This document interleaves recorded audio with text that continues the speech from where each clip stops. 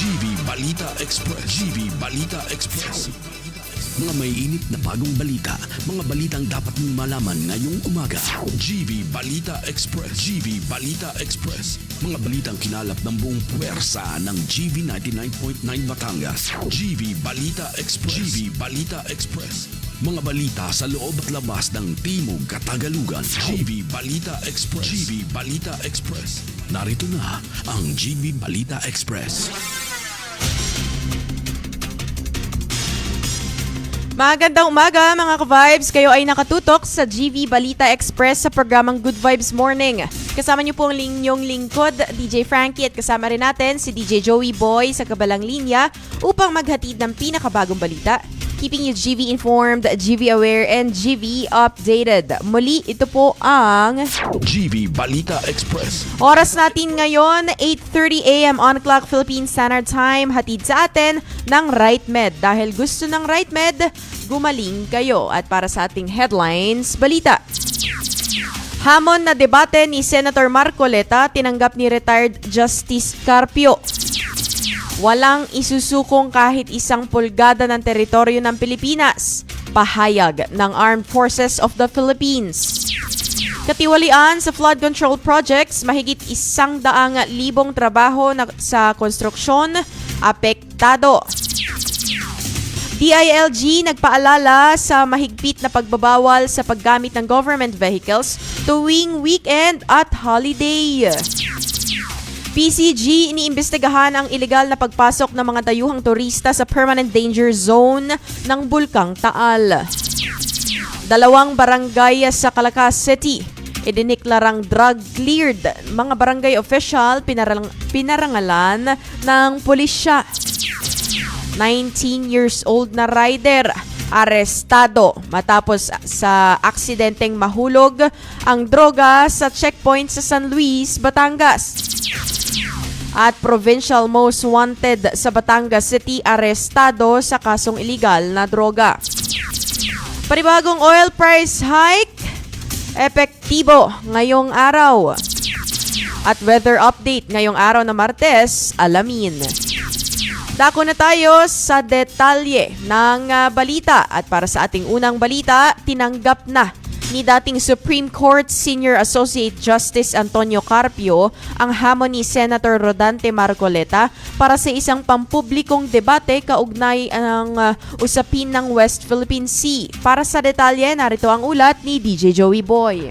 GV Balita Express.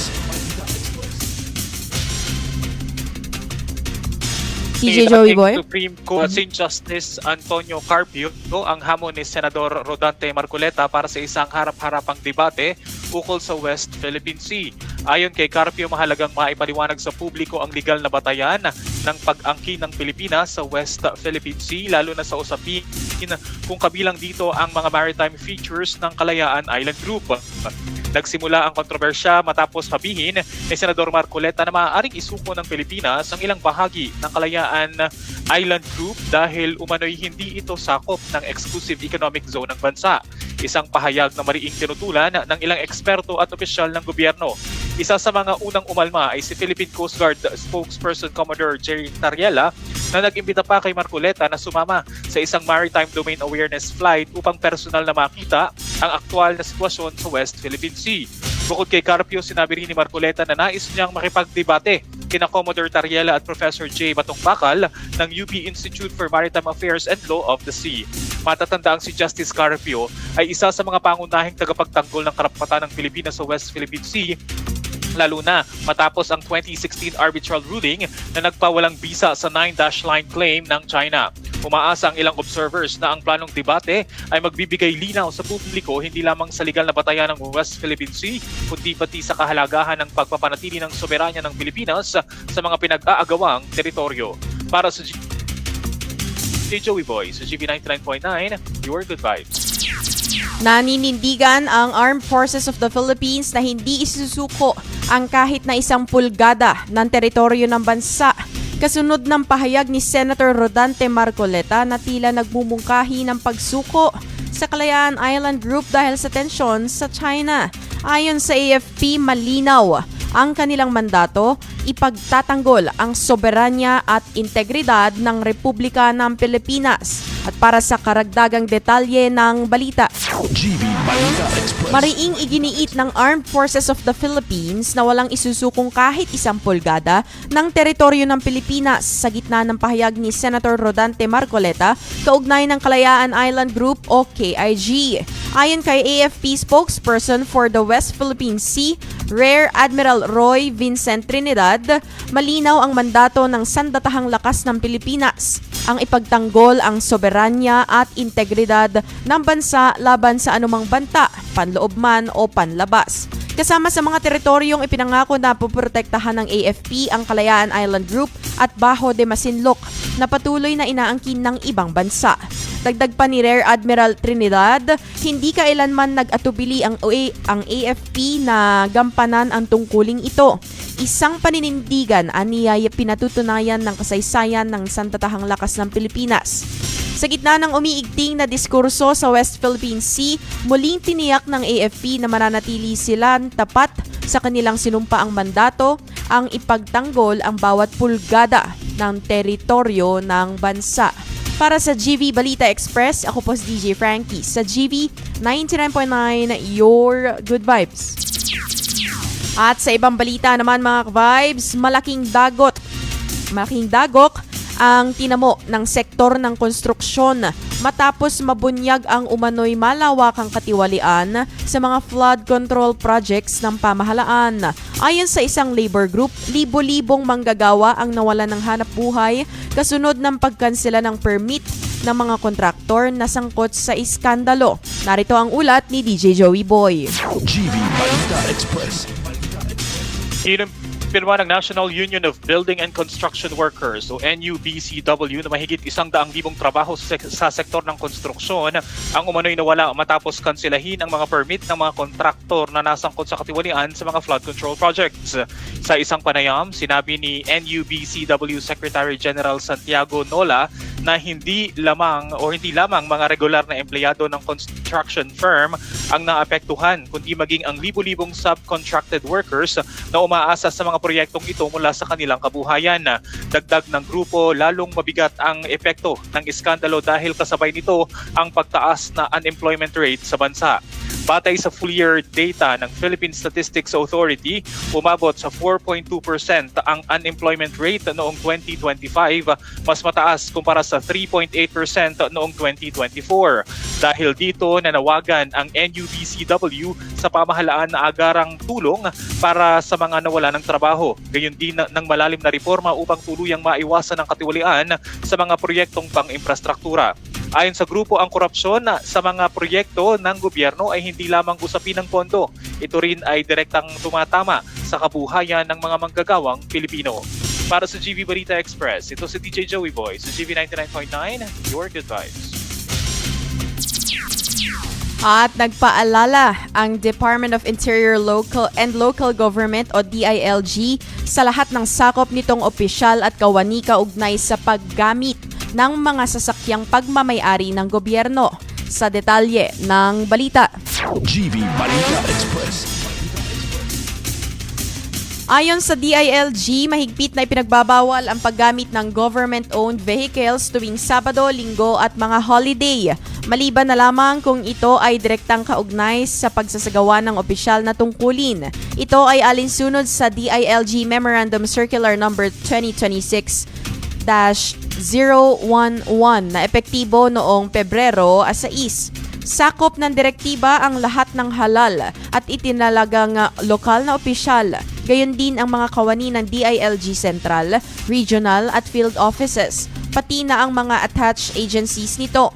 Binigyang diin ng ahensya na mahigpit na ipinagbabawal ang personal na paggamit ng mga sasakyang ito at ang paggamit para sa mga pribadong lakad. Babala ng DILG ang sinumang lalabag sa patakarang ito ay maaaring managot sa kasong administratibo at kriminal. Para sa GV Balita Express, ito po si DJ Frankie sa GV 99.9, Your Good Vibes. At sa ating balitang lokal, iniimbestigahan ngayon ng Philippine Coast Guard ang iligal na pagpasok ng 4 na dayuhang turista sa permanent danger zone ng Bulkang Taal. Ang detalye hatid ni DJ Joey Boy. GV Balita Express.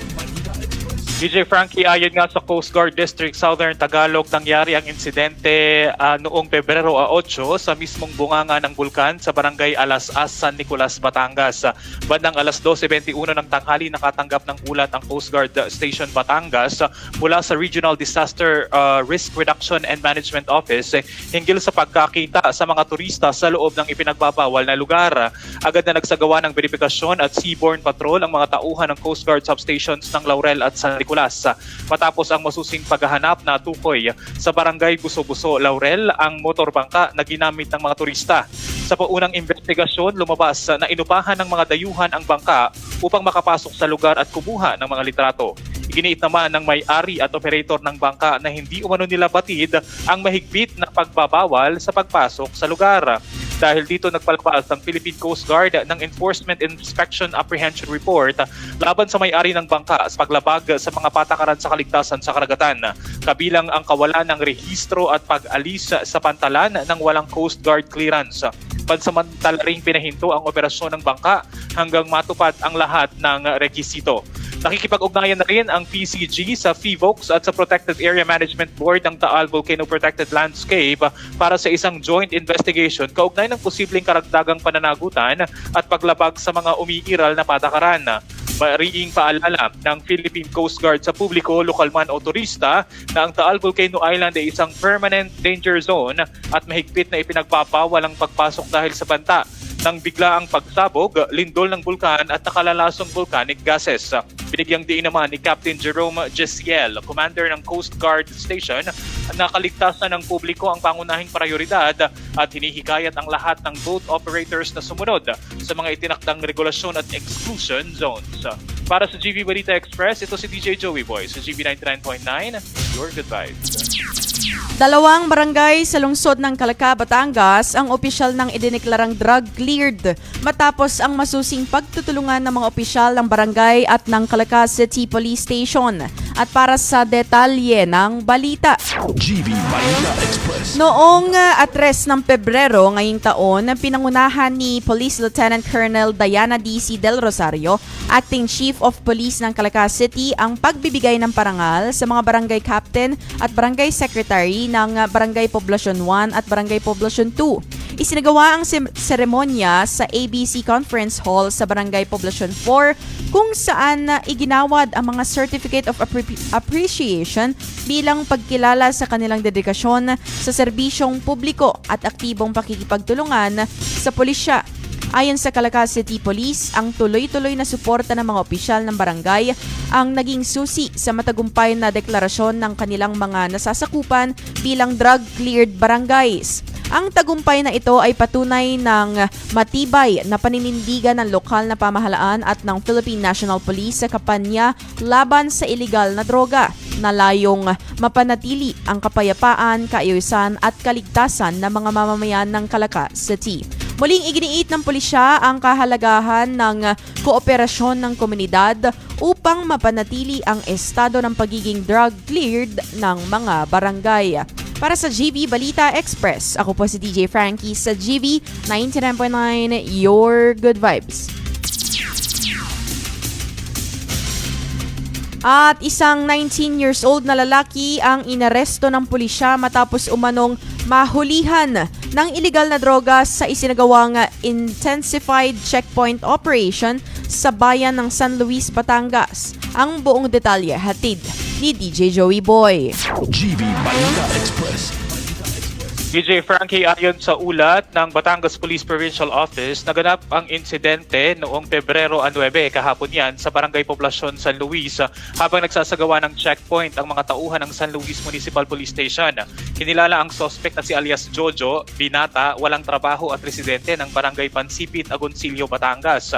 Pinara ng pulisya ang suspect na sakay ng motorsiklo dahil sa hindi pagsusuot ng helmet. Ngunit nang hingan ng lisensya, aksidenteng nahulog mula sa kanyang bulsa ang kanyang driver's license at ang hinihilalang marihuana. Agad namang ipinaalam sa suspect ang kanyang mga karapatan at kasalukuyan siyang nasa kustodiya ng San Luis Municipal Police Station habang inihahanda ang mga dokumento para sa pagsasampa ng kaukulang kaso sa paglabag sa Republic Act 9165 o Comprehensive Dangerous Drugs Act of 2002.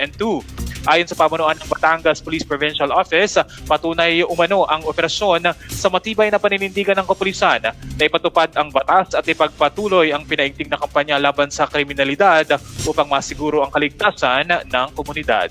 Para sa GV Balita Express, ito si DJ Joey Boy sa GV 99.9, your good vibe.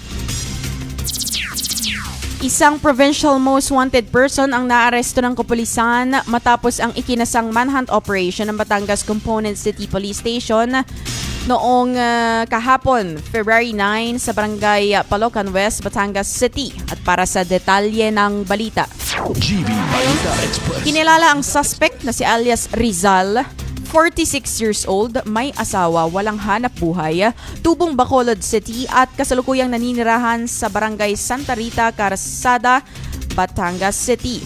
Ang pag-aresto ay sinagawa sa bisa ng warrant of arrest na inisyu ng Regional Trial Court Branch 4 ng Batangas City para sa paglabag sa Republic Act 9165 o ang Comprehensive Dangerous Act of 2002. Walang inirekomendang piyansa ang korte dahil ito ay service of sentence. Ayon sa pulisya, maayos na ginamit ang body-worn camera sa buong operasyon at agad ding ipinaalam sa akusado ang kanyang mga karapatang konstitusyonal.